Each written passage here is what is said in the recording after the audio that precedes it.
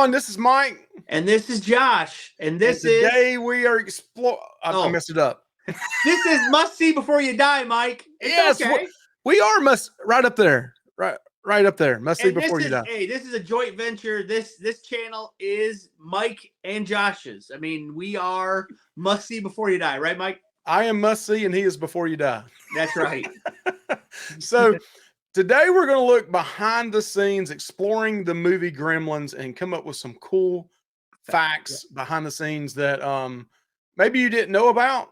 Some of these things I didn't know about. I think Josh, some of these, I'm sure he didn't know about. But let's dive into this real quick and look at some things from the 1984 Gremlins movie that did really well. And right off the bat, bang, 86% from the critics at Tomato Meter, and then 78% audience score. What do you think about that, Josh? I think the critic score is good. I thought that the audience score would be like 85 or so. I mean, because you always hear glowing reviews of this movie. You never hear people talk too much bad about this movie, like, ever. For when it came out that year, I believe in 1984, it was the 4th highest box office hit. There were other ones ahead of it, like Ghostbusters is one of them. But number 12 on this list, we might as well go ahead and say it since we're talking about it, is it had a budget of $11 million.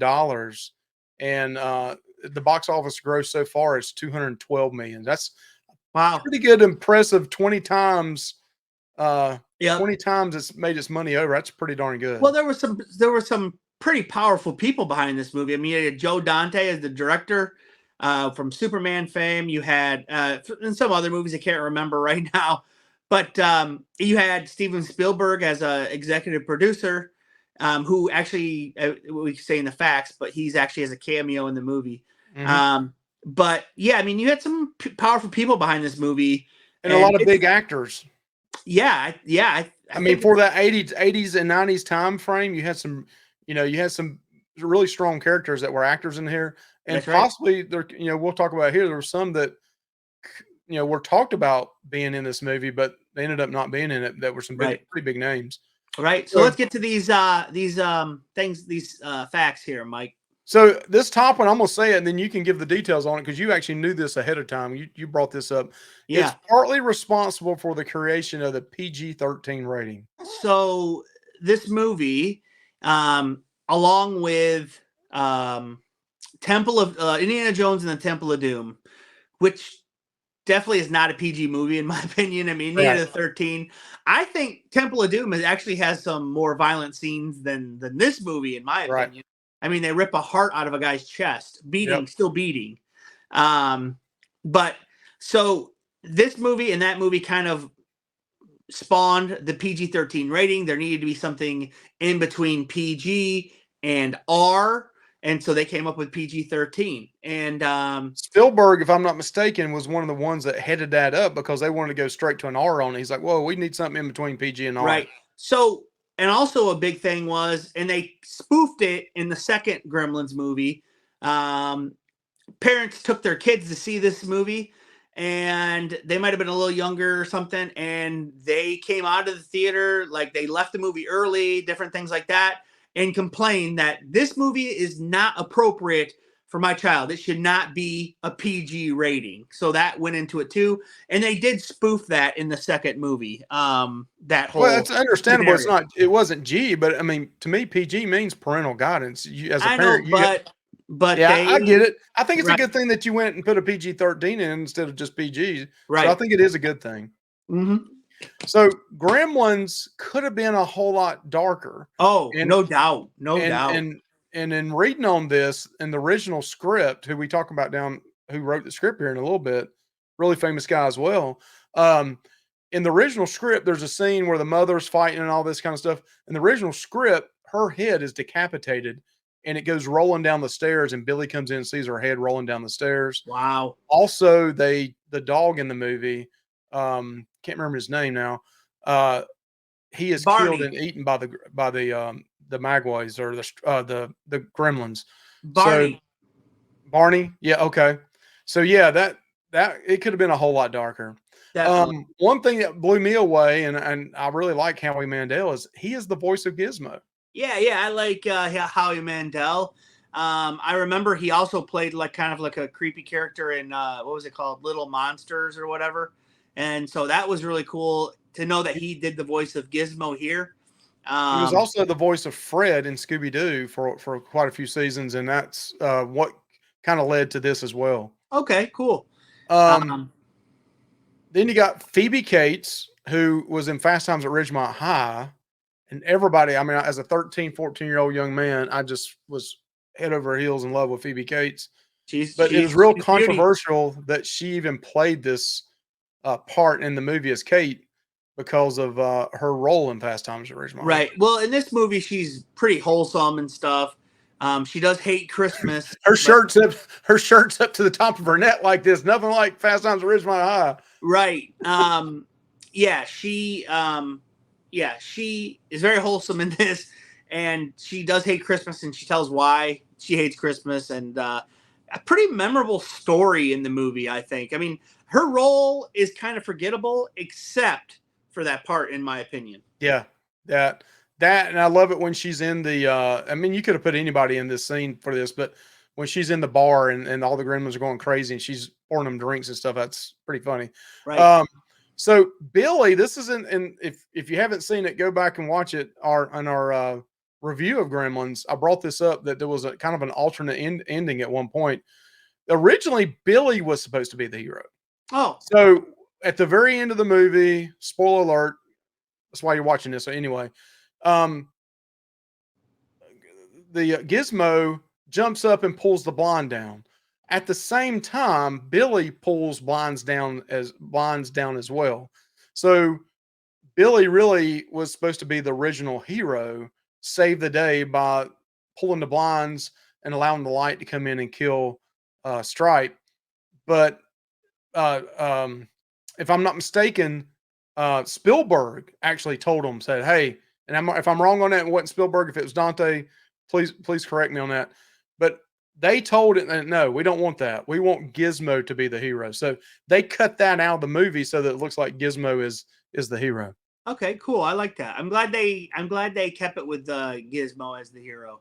Right. Um, So it also, number 6, in Cantonese, Magway means devil, demon, or gremlin.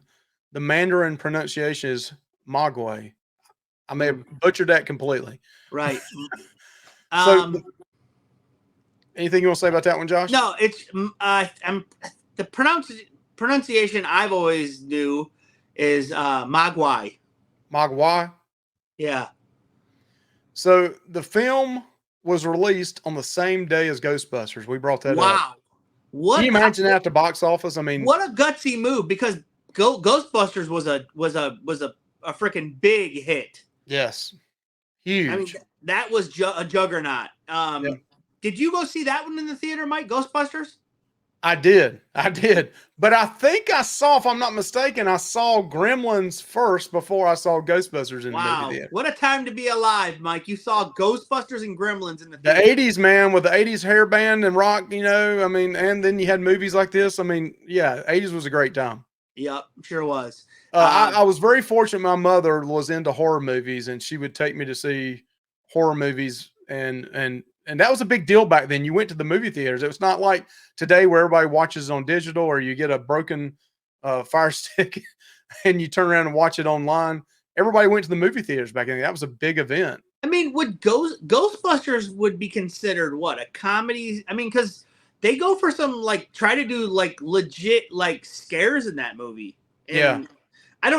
I wouldn't consider it a horror movie, but like maybe like go. I mean, like a ghost, of course, but I don't know what you would consider Ghostbusters. But Well, look at down here for Tomato. It don't even say it's a horror movie. It says holiday fantasy movie. oh, okay. Now IMDb says comedy horror. Oh, Now a lot of people, when you look at the top Christmas movies of all time, they always have Gremlins in there. So I personally, watching it nowadays, I don't think it's that. I mean, we've talked about that before, but I don't know that I really consider it a horror movie. I no. thought it was funnier, way funnier than it was horror. But it as a 13-year-old, yeah, it had some dark moments, and it could be scary. I mean, but would you consider? I mean, It definitely I is wouldn't a consider Ghostbusters a horror movie either, though. No, but Gremlins definitely is a Christmas movie. Yes, definitely. Oh yeah, it Yeah. happens on Christmas Eve. Right. Right? Christmas Eve or a couple of days before Christmas, and then Yes. yeah. Yeah. So the next one is Chris Columbus wrote the script for this movie and directed Home Alone 1990 and Home Alone 2, I just watched that. Lost in New York 1992. All three movies had a video clip of It's a Wonderful Life 1946 in it. So just a Okay. little bit of a golden nugget there. Okay, cool. I like that. And Gizmo, you're a 90s child there. I mean, I know you was born in the 80s, but you're a 90s child there. Yep. Josh, do you know this? Gizmo was the inspiration for the Furby, a multi-million selling mechanical stuffed animal in the late 90s. Yeah, the Furby looked a lot like Gizmo. It did. No doubt. Yeah, I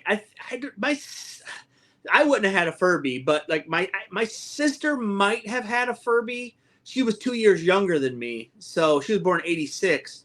I remember when they were popular, man. All the commercials were on them. I don't think she ever had a Furby though. So yeah, I'm familiar with them. I know they're an interactive thing, but yeah, I mean I don't know a ton about them, but yes, they definitely had the face looked and the mouth how it was like not fur and it was like it looked a lot like Gizmo, no doubt. So I've got on here, and I think there may be another person I may have accidentally missed putting on here, but Emilio Estevez was considered originally for the role of Billy. Wow, I never heard that. If I'm not mistaken, and check me on this one as well. If comment in this video if you can prove or say no, Mike, you're full of it. I also thought Jude is it Jude Nelson? Jude is it Judd Nelson? Jude Nelson? Judd Nelson. I thought Judd Nelson was as well. Okay. I'm glad they got who they got. I don't know what's this guy's really name. I think it starts with a G, like Gala something. I think is his last name. Zach. Is it Zach Gallagher or something like that? Yeah, something similar to that. Yep. Yeah, I'm glad that he did a great job in this movie, in my opinion. I like, and he still does. I mean, not too long ago, he did a commercial with Gizmo for Mountain Dew, and it was pretty cool to see them back together again. Cool. He did come back for the sequel as well, and so did Phoebe Cates. Okay. I don't know that I probably watched it many years ago, but I don't remember seeing Gremlins. Oh, man, I need to go back and watch it. Dude, I don't know if you've ever seen this comedy show called Key and Peele. They're a comedy duo, and they had a show on Comedy Central for a long time. And there is a hilarious sketch of like a board meeting, like discussing Gremlins 2, like how to like write it and stuff. And they do a really funny sketch on Gremlins 2. I'll have to send it to you. I think you'll laugh. It's pretty fun. So, and then the last one we'll bring up, because we've already brought it, number 12, is Steven Spielberg as the man in the electric wheelchair at the science convention when Randall is on the phone. So yeah, there's the dad's name, Randall. Randall. He's in this thing, and you see him, and Randall's on the phone, and he's like, I might have underestimated how advanced this convention is, invention convention is. Also in the background, when he's talking, you see a guy on like a machine in the background. You have to be looking.